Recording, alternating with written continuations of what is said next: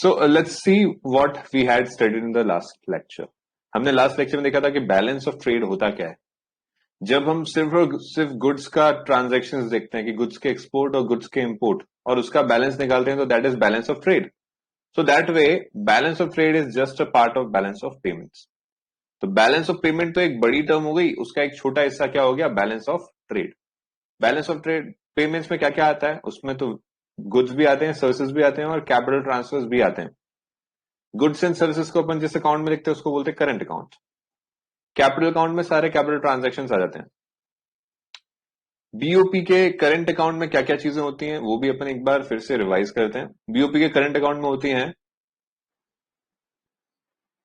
तीन चीजें.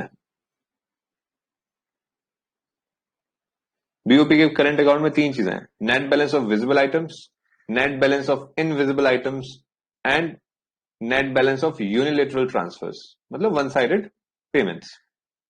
ऐसे ही बीओपी के कैपिटल अकाउंट में वापस से तीन चीजें होती हैं. Borrowings, investments and others.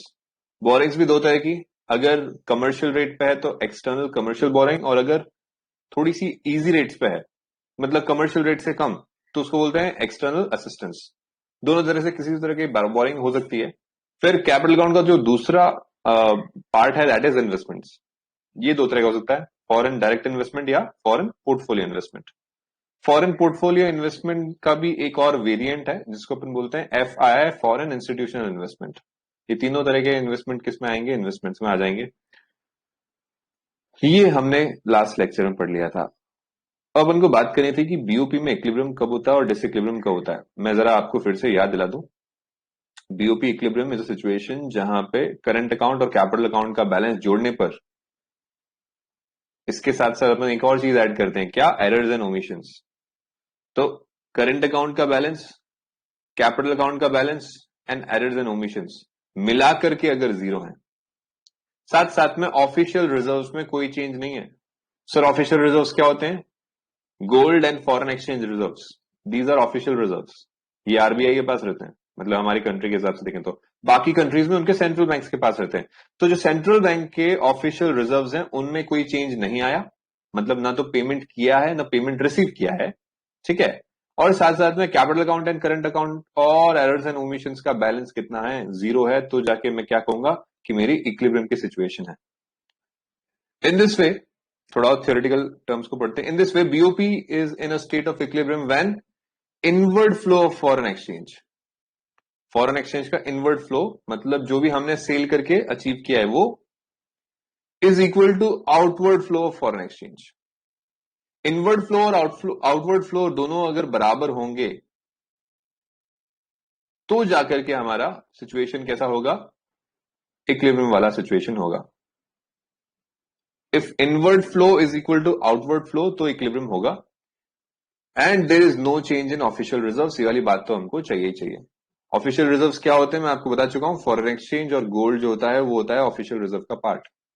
Official reserve किसके पास रहते हैं, सेंट्रल बैंक के पास रहते हैं, राइट. बीओपी का इक्विलिब्रियम समझ में आ गया सर. डिसइक्विलिब्रियम कब होगा, भाई जाहिर सी बात है कैपिटल अकाउंट और करंट अकाउंट और एरर्स एंड ओमिशन मिलाकर के जब जीरो नहीं होंगे तो डिसइक्विलिब्रियम हो जाएगा. मतलब या तो पॉजिटिव वैल्यू आ रही होगी या नेगेटिव वैल्यू आ रही होगी तो जाके वो क्या कहलाएगा, डिसइक्विलिब्रियम. जीरो से बड़ी वैल्यू मतलब पॉजिटिव वैल्यू, इसका मतलब होगा कि बीओपी में सरप्लस हुआ है. जीरो से छोटी वैल्यू मतलब नेगेटिव वैल्यू, उसका क्या मतलब होगा कि बीओपी में आपको डेफिसिट हुआ है. सो बीओपी के अंदर डिसइक्विलिब्रियम वाली सिचुएशन हो सकती है when current account and capital account is not equal to zero. ये दोनों मिलाकर के जीरो नहीं है. तो इसकी वजह से क्या होता है, it leads to movement in official reserves. Obviously बात है कि अगर पेमेंट करना रहेगा या रिसीव करना रहेगा तो हम उसको कहीं ना कहीं ट्रांजैक्शन में लेके आएंगे. अगर इंडिया ने सेल ज्यादा किया है और परचेज कम किया है तो हम बाकी कंट्रीज से पेमेंट्स मांगेंगे, राइट. उससे क्या होगा, फॉरेन एक्सचेंज रिजर्व में फर्क पड़ेगा क्या, यस. कहने का मतलब बीओपी में डिसइक्विलिब्रियम होने की वजह से हमें पेमेंट्स लेने या देने पड़ते हैं. Simple. If there is a situation of BOP disequilibrium तो या तो पेमेंट लेना होगा या पेमेंट देना होगा. पेमेंट लेंगे या देंगे उससे हमारे फॉरेन एक्सचेंज के रिजर्व्स पे इंपैक्ट पड़ेगा ही पड़ेगा. It leads to movement in official reserves of foreign exchange and gold. इसकी वजह से क्या होता है कि हमारे फॉरेन एक्सचेंज और गोल्ड के रिजर्व्स में मूवमेंट होता है, चेंज आता है। पॉजिटिव बीओपी का मतलब हमें पेमेंट लेना है। अगर करंट अकाउंट बैलेंस और कैपिटल अकाउंट बैलेंस अगर पॉजिटिव है, it leads to inflow. It leads to inflow, हमारे पास फंड्स आएंगे, फॉरेन एक्सचेंज या गोल्ड का हमारे पास इंक्रीमेंट होगा, इजाफा होगा, resulting into increase in official reserves. इसकी वजह से ऑफिशियल रिजर्व्स इंक्रीज करेंगे। बीओपी सरप्लस मतलब अल्टीमेटली क्या होने वाला है, हमारे पास फॉरेन एक्सचेंज या गोल्ड बढ़ने वाला है, मतलब हमारे ऑफिशियल रिजर्व्स बढ़ने वाले हैं, क्योंकि पैसा आएगा हमारे पास, इनफ्लो होगा फंड्स का। डेफिसिट में उल्टा, डेफिसिट मतलब negative value, current account balance और कैपिटल अकाउंट बैलेंस अगर मिला करके क्या है, नेगेटिव है, then it will lead to outflow, और आउटफ्लो की वजह से हमारे ऑफिशियल रिजर्व्स कम हो जाएंगे, resulting in decrease in official reserves. Decrease in official reserves. अब थोड़ा सा मैं आपको एग्जाम्पल से समझाता हूं। देखिए जरा, मान के चलिए मैं आपको एग्जाम्पल देता हूं, एग्जाम्पल नंबर 1। हमारा करंट अकाउंट का बैलेंस है 4345 crore positive, and capital account का बैलेंस है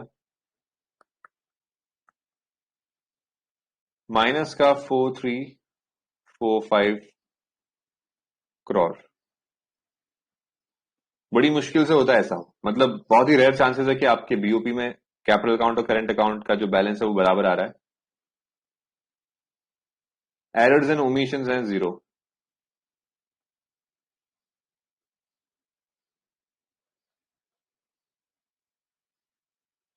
बताइए हमें बीओपी का बैलेंस क्या मिलेगा, बीओपी की सिचुएशन कौन सी होगी।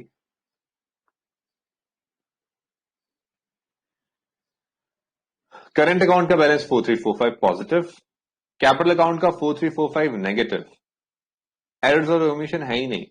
इस सिचुएशन को हम क्या बोलेंगे, इसको हम बोलेंगे बीओपी में इक्विलिब्रियम है। Example number 2। एग्जाम्पल नंबर 2 देखें।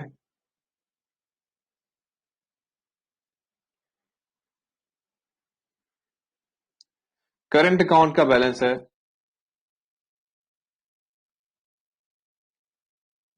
350 पॉजिटिव, एंड कैपिटल अकाउंट का बैलेंस है 500 नेगेटिव, दोनों करोड़ में है। एरर्स एंड ओमिशंस है, इनकी वैल्यू है पॉजिटिव 50। बताइए अब बीओपी के अंदर क्या होगा, बीओपी की सिचुएशन कौन सी है। करंट अकाउंट 350, कैपिटल अकाउंट में नेगेटिव 500, एरर्स एंड ओमिशन 50 के हैं। बीओपी का बैलेंस क्या आएगा, डिसइक्विलिब्रियम है, बिल्कुल सही है। डिसइक्विलिब्रियम में कौन सा, सरप्लस है या डेफिसिट है, इज इट अ सरप्लस और अ डेफिसिट, और है तो कितना, ये सारी बातें बताइए। बीओपी में पहली बात तो सही है, डिसइक्विलिब्रियम तो है। क्यों है disequilibrium, because capital account plus current account plus errors and omission जोड़ने के बाद जीरो नहीं आ रहा। अब दूसरा सवाल यह था कि यहां पर डेफिसिट होगा या सरप्लस होगा। आउटफ्लो जो है वो ज्यादा है, तो सिचुएशन होगी डेफिसिट की। डिसइक्विलिब्रियम के बाद दूसरी बात क्या हो गई, क्योंकि आउटफ्लो ज्यादा है इनफ्लो के सामने, तो दिस इज डेफिसिट। डिसइक्विलिब्रियम में डेफिसिट है, और डेफिसिट का अमाउंट कितना है, 350 minus 500 plus 50, so this will be 100 crore. जब आप डेफिसिट लिख रहे हो तो नेगेटिव साइन लगाने की जरूरत नहीं है। जब आप सिर्फ बैलेंस ऑफ पेमेंट लिख रहे हो तो आपको नेगेटिव साइन लगाने की जरूरत है, लेकिन डेफिसिट का मतलब खुद ही वैल्यू कैसी है, नेगेटिव है, और उस टाइम आपको नेगेटिव साइन लगाने की जरूरत नहीं है। ठीक है, बड़ा आसान था, बीओपी में डेफिसिट आ गया। थर्ड सिचुएशन देखते हैं।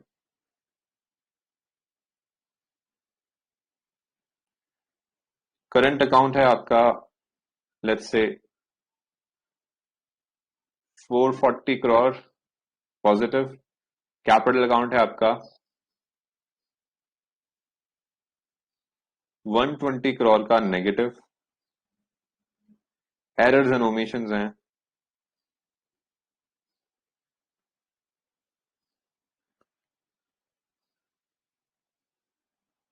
20 करोड़ के नेगेटिव। बताइए बीओपी में क्या सिचुएशन है, इक्विलिब्रियम है डिसइक्विलिब्रियम है? सर बराबरी तो नहीं है, पॉजिटिव आइटम और नेगेटिव आइटम जो है मिला करके इक्विलिब्रियम पे तो नहीं है, तो the situation will be of disequilibrium. उसमें अब क्या है, सरप्लस है या डेफिसिट है वो आप बताइए, और सरप्लस है तो कितने का, डेफिसिट है तो कितने का, ये भी बताना पड़ेगा। यस, 300 करोड़ का सरप्लस है। जब आपको यूनिट दे रखी है करोड़ में तो आपको करोड़ लिखना चाहिए।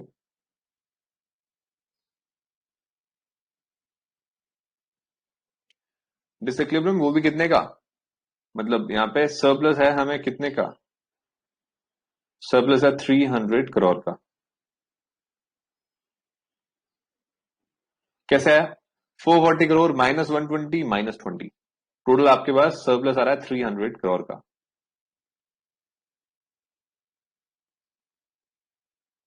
ठीक है, अब नेक्स्ट बात, ये सब समझ में आ गया सर, सरप्लस कैसे निकलता है, डेफिसिट कैसे निकलता है, इतनी बेसिक कैलकुलेशंस तो हमको समझ में आ गई कि अगर करंट अकाउंट का बैलेंस होगा और कैपिटल अकाउंट का बैलेंस होगा तो हम जोड़ जाड़ करके उससे डेफिसिट या सरप्लस वाली सिचुएशन को निकाल सकते हैं। मुझे बताइए जरा, फर्स्ट सिचुएशन में क्या हुआ होगा हमारी कंट्री में? फर्स्ट सिचुएशन जहां पे करंट अकाउंट का बैलेंस कैपिटल अकाउंट का बैलेंस बराबर है, हमारे पास एरर्स एंड ओमिशन नहीं है, यहां पे हम इक्विलिब्रियम पे आ गए। इक्विलिब्रियम पे आ गए तो क्या इसका कोई रिजल्ट होगा, क्या इसकी वजह से कोई पेमेंट हम रिसीव करेंगे या पेमेंट देंगे, या there will be no change in official reserves? Will there be a change in official reserves or there will be a no change in official reserves? In the situation of equilibrium, there is no change. No change in balance of, sorry, no change in official reserves. Official reserves क्या होते हैं sir? जो आपके पास पैसे का भंडार है in foreign currency and gold. Official reserves का मतलब क्या, दो चीजें, गोल्ड भी और फॉरेन करेंसी भी, जिसको हम बोलते हैं फॉरेन एक्सचेंज।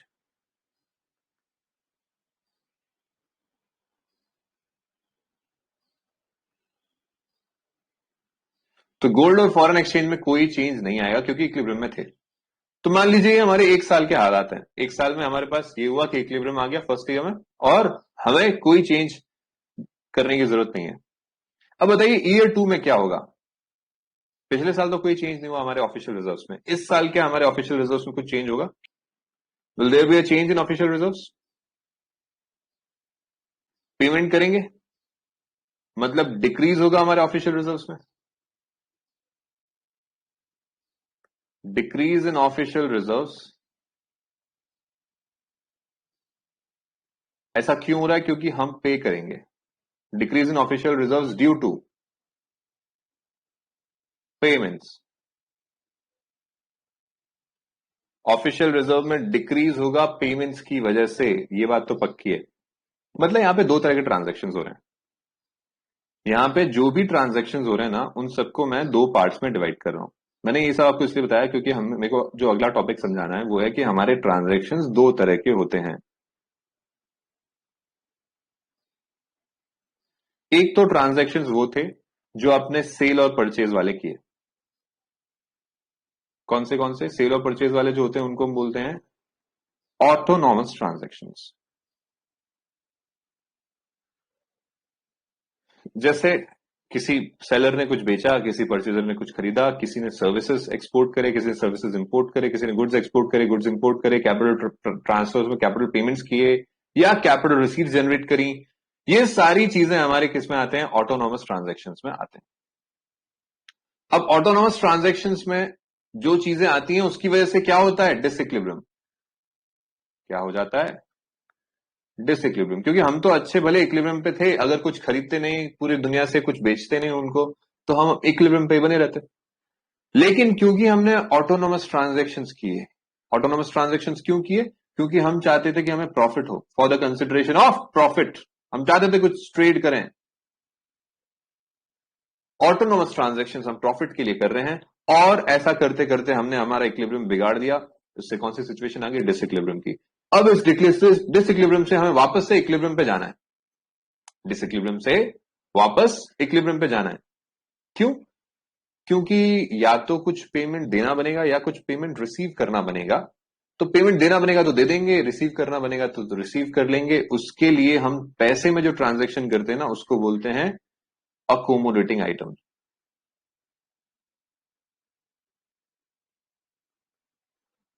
अकोमोडेटिंग ट्रांजैक्शन या आइटम हम उसको बोलते हैं।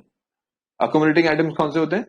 जहां पे हम पे करते हैं या रिसीव करते हैं मनी। पे और रिसीव मनी।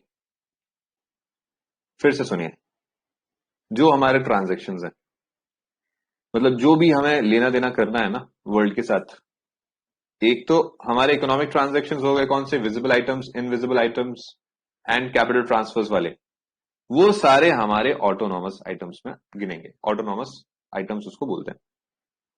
ऑटोनॉमस आइटम्स हम क्यों कर रहे हैं भाई? ऐसे ट्रांजैक्शंस हम क्यों कर रहे हैं? क्यों हम विजिबल ट्रांजैक्शंस कर रहे हैं, इनविजिबल ट्रांजैक्शंस कर रहे हैं, कैपिटल ट्रांजैक्शंस कर रहे हैं? ऐसा क्यों कर रहे हैं? क्योंकि आप कहीं ना कहीं eight the end of the day अपनी कंट्री के लिए प्रॉफिट कमाना चाहते हो, आप चाहते हो कि कुछ अर्न करें। ऐसा करते करते या तो आप ज्यादा खरीद लेते हो या आप ज्यादा बेच लेते हो, उसकी वजह से या तो सरप्लस आता है या डेफिसिट आता है। इसको हम क्या बोलते हैं? डिसइक्विलिब्रियम। अच्छा, आप सरप्लस आएगा तो आप पैसा रिसीव करोगे, वो रिसीव करना जो पैसे का ट्रांजैक्शन है वो आपको वापस से इक्विलिब्रियम में भेज देगा कि नहीं भेज देगा? ये सोचो।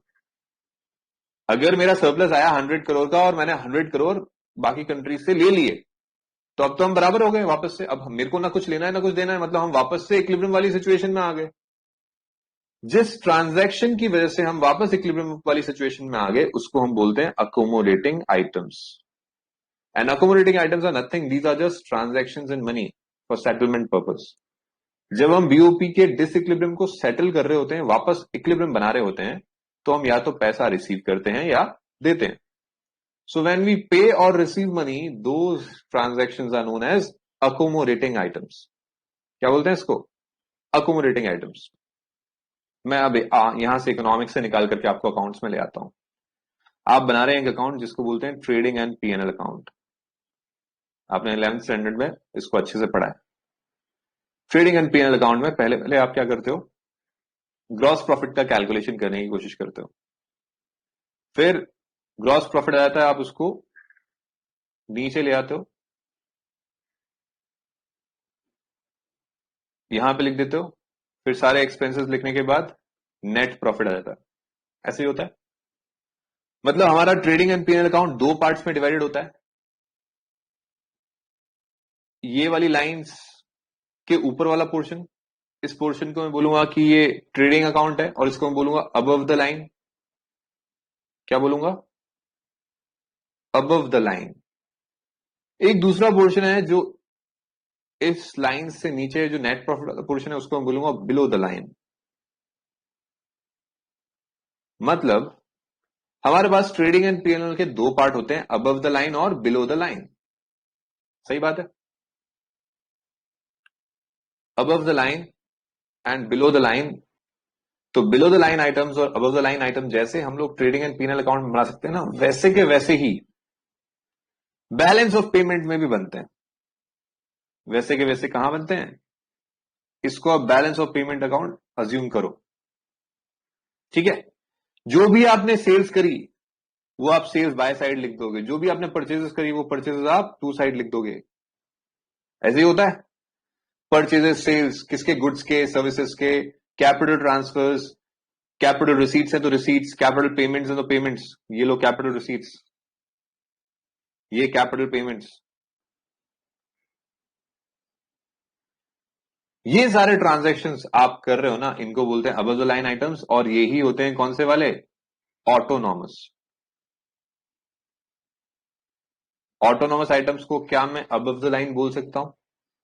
इसी की वजह से कुछ ना कुछ क्या आएगा, या तो सरप्लस आएगा या डेफिसिट आएगा। मान लीजिए सरप्लस आया, जैसे ट्रेडिंग अकाउंट में ग्रॉस प्रॉफिट आता है, यहां पे सरप्लस आया, सरप्लस को आप नीचे ले जाएंगे और अब इस सरप्लस के बदले में आपको पेमेंट्स मिलेंगे। वो जो पेमेंट्स मिलेंगे ना, वो आपके किधर क्या कहलाएंगे, बिलो द लाइन आइटम्स, और उसको हम बोलते हैं अकोमोडेटिंग आइटम्स। क्या बोलते हैं, अकोमोडेटिंग आइटम्स। अकोमोडेटिंग आइटम्स की वजह से वापस से हमारी इकोनॉमी में इक्विलिब्रियम रिस्टोर हो जाएगा। इक्विलिब्रियम कैसे रिस्टोर होगा, अरे भाई जब मुझे तुमसे पैसा लेना नहीं है, तुम्हें पैसा देना नहीं है, तो इक्विलिब्रियम ही तो हुआ। What is equilibrium, where you don't have to take money, receive money और पे मनी, राइट। मान के चलो कि कोई हमारे बीच में ट्रांजैक्शन हुआ, मैंने आपको कुछ सेल किया और अब मेरे को आपसे पैसे लेने हैं। अगर मैं पैसे नहीं लेता हूं तब तक हमारा डिसइक्विलिब्रियम है, लेकिन पैसे ले लिए तब तो इक्विलिब्रियम हो गया ना। तब तो ना मुझे आपको कुछ देना, ना मुझे आपसे कुछ लेना है। मैंने आपको 100 रुपीज का सेल करा, सेल्स किया और उसके बदले आपसे पेमेंट ले लिया। नहीं लेता तब तक डिसइक्विलिब्रियम है, लेकिन ले लिया तो अब थोड़ी मुझे आपको वापस से पेमेंट थोड़ी लेना है, राइट। इक्विलिब्रियम कैसे हुआ, अगर if it results in foreign exchange. देखो मैं उसकी बात नहीं कर रहा, शुरुआत में ये डिसइक्विलिब्रियम था, मेरे लिए सरप्लस था, लेकिन हमेशा थोड़ी सरप्लस बना रहेगा कि मैंने एक बार सरप्लस अचीव कर लिया तो हमेशा। अब उसका पेमेंट हो जाएगा तो सरप्लस गया। At the end of the day that surplus has to be met out, जिससे वापस से मैं अपनी ओरिजिनल सिचुएशन में, आप अपनी ओरिजिनल सिचुएशन में आ जाइए, मतलब 0-0 बैलेंस वाली सिचुएशन में। तो डिसइक्विलिब्रियम को हमें इक्विलिब्रियम में लाना पड़ता है। उसके लिए जो ट्रांजैक्शन हम पैसे में करते हैं ना, जो ऑफिशियल रिजर्व्स में चेंज करते हैं ना, वो इसीलिए तो करते हैं जिससे डिसइक्विलिब्रियम का इक्विलिब्रियम बन जाए वापस से। चलिए आगे बढ़ते हैं। इस चैप्टर के लास्ट पोर्शन को हम पढ़ रहे हैं, जिसको मैं बोलूंगा कि ऑटोनॉमस और अकोमोडेटिंग आइटम्स कौन से होते हैं बीओपी के। इसको एक डिफरेंस की तरह समझाऊंगा। मैं नोट्स कम से कम देने में बिलीव करता हूं, तो जो मैं आपको ये नोट्स दिए ना, इसमें कई तरह के क्वेश्चंस बन सकते हैं। आप ऐसे मत सोचिएगा कि यार ये वाला क्वेश्चन तो बताया ही नहीं, छोटे बच्चे नहीं हो आप। देखिए जरा, ऑटोनॉमस आइटम्स कौन से, वो सारे जिसमें visible items, invisible items and capital transfers होते हैं, जिसकी वजह से डिसइक्विलिब्रियम होता है ना। देखो जरा ऑटोनॉमस आइटम्स के बारे में पढ़ते हैं पहले। These are BOP transaction which are undertaken for consideration of profit. क्यों तुमने ऐसे ट्रांजेक्शन में हाथ डाला, सेल क्यों किया, परचेज क्यों किया, क्यों तुमने सर्विसेज एक्सपोर्ट की या सर्विसेज इंपोर्ट करी, क्यों तुमने कैपिटल पेमेंट्स की या कैपिटल रिसीट्स की। क्योंकि तुम्हारा at the end of the day goal क्या था, प्रॉफिट कमाना। प्रॉफिट कमाने के लिए जो सब किया वो ऑटोनॉमस। और प्रॉफिट हो गया या नहीं हुआ, लॉस हो गया, वो जो भी सिचुएशन है उसको पूरा करने के लिए, उसको रिस्टोर करने के लिए आपने जो ट्रांजेक्शन किया वो अकोमोडेटिंग आइटम है। तो अकोमोडेटिंग आइटम्स के लिए क्या बोलूंगा, these are transaction which are free from consideration of profit. ये तुमने प्रॉफिट कमाने के लिए नहीं किए, ये तो सेटलमेंट करने के लिए किए। ये किसके लिए किए, फॉर सेटलमेंट।